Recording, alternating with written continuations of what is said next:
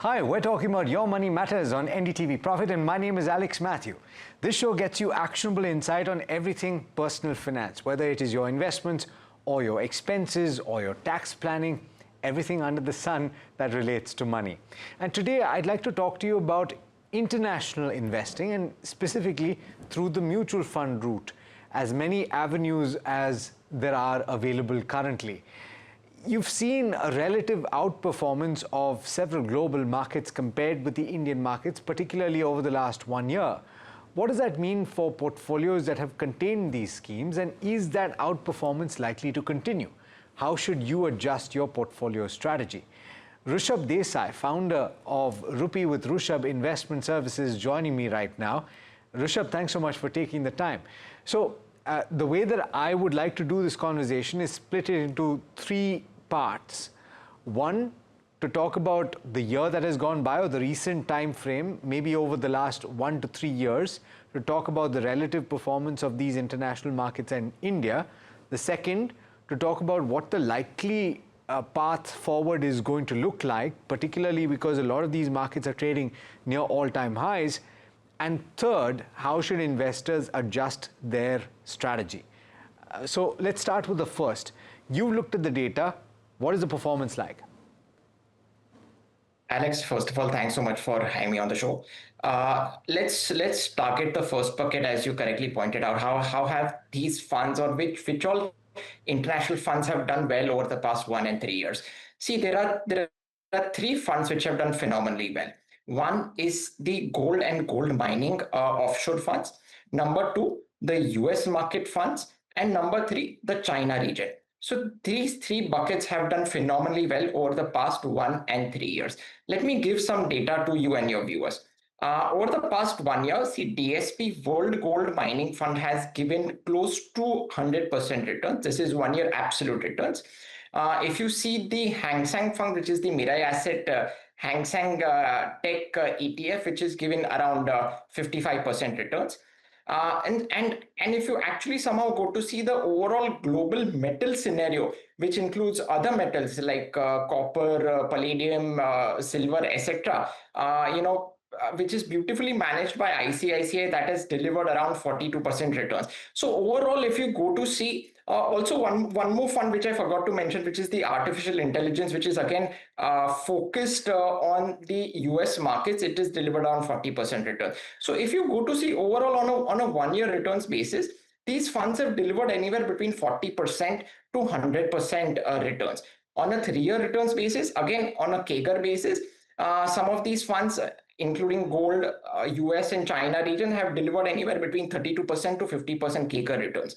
Now, in both of these periods, on 1 year and 3 years, see, Nifty has delivered minus 3.5% absolute returns, and on a 1 year basis, minus 3.5% returns, and on a 3 year basis, it has delivered 14.2% CAGR returns. So on 1 and 3 year scenario, Nifty India has unfortunately underperformed, and global markets, including US, China, gold and gold mining companies, have actually outperformed.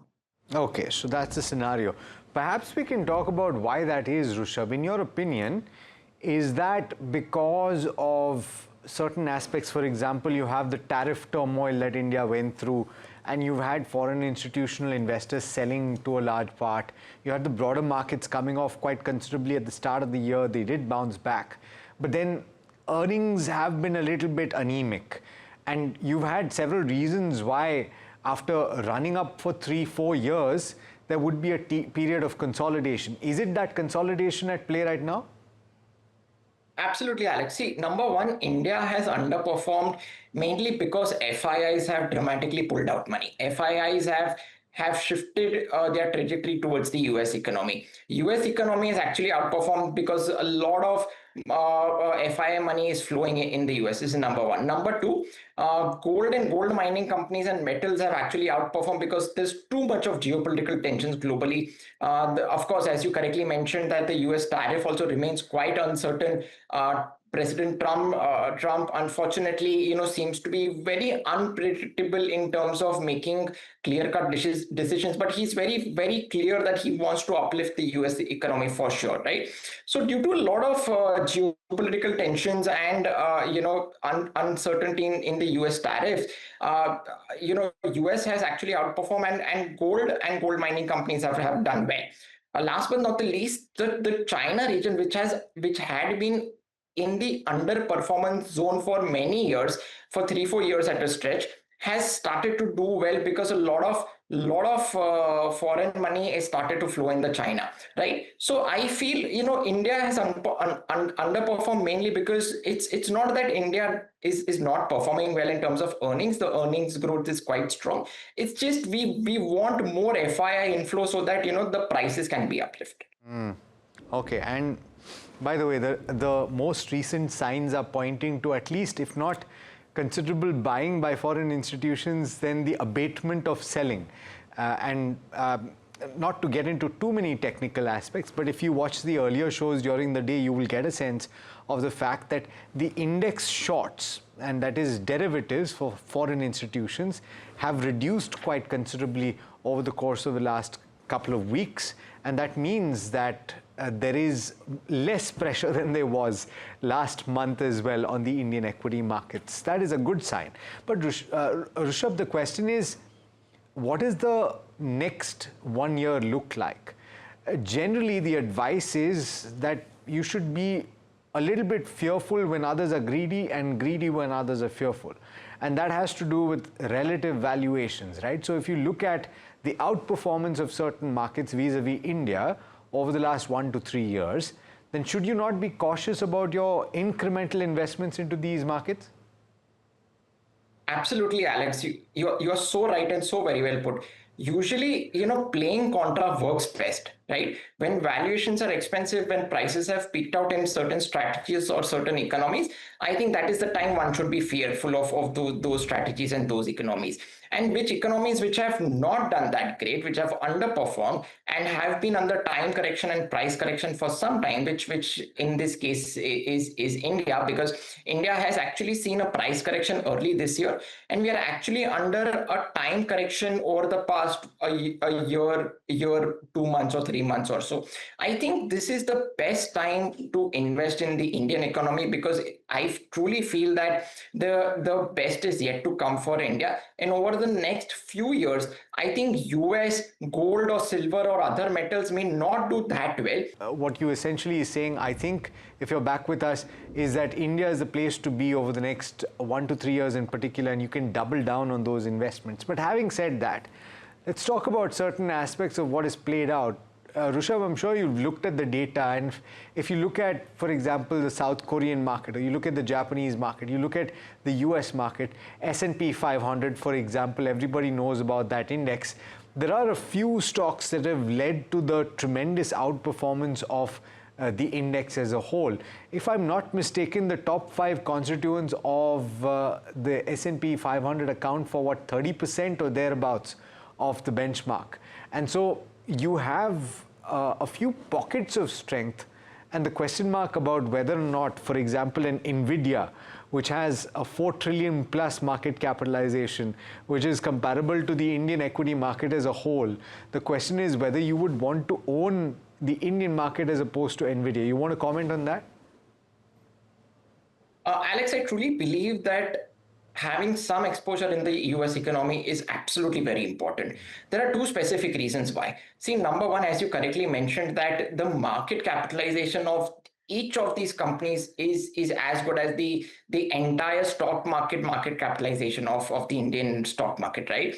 And also these are very unique companies, having super strong earnings, having super strong global presence, and they are very good at innovating, and they are very good at what they do. Okay, see, in India, unfortunately, we are not an innovative country, right? We are still concentrating more on the manufacturing side. So I think having some exposure in the US economy in terms of due to its unique companies, due to its size, global presence, and most importantly, having some currency diversification is very important, because let's not forget today is dollar is the strongest currency globally, and I don't think it is going to weaken sometime soon. Okay, looking at the current scenario, so I feel having 10 to 20% of exposure in the US economy, but at the right price and at the right time is very important. Okay, so we've established that that is the case. I'm curious about whether you feel the same about Chinese funds or certain other international funds as well, or when you say international investing, you're primarily talking about the US market and US-based funds. How do you do that though? Because the avenues, Rushabh, because of that overarching limit having been breached for the industry, are not very wide. So where would you look at deploying if you are looking, and what are you advising your clients to do? One, and two, if you have an ongoing exposure, you said 10 to 20%, is that your overall international exposure at this point? So I'll take the second part of your question, Alex. So 10 to 20% is out of your overall portfolio, right? So I feel around 80% should be in India, and 80 to 90% should be in India, and 10 to 20% should be, in the US economy. Now, there are two economies which I'm recommending to my clients. One is the US economy and the Greater China region. Now, the Greater China region consists of Taiwan, Hong Kong, and China. The reason why I'm not recommending other economies in the European region or the Japanese region is because, number one, they are very, very, very cyclical compared to even China. China is also very cyclical, but even if you compare it to China, many of these economies are way too cyclical.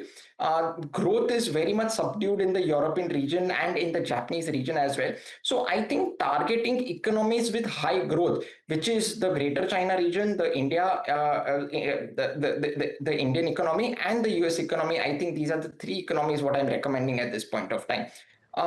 Most importantly, right now, I'm not recommending any of my clients to invest in either offshore funds, is because many of these FOFs are investing in ETFs, right?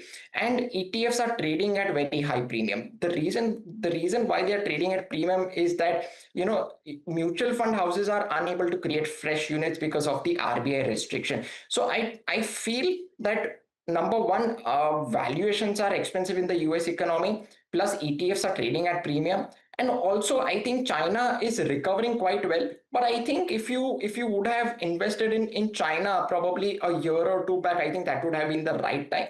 This is the right time to focus on the Indian economy itself.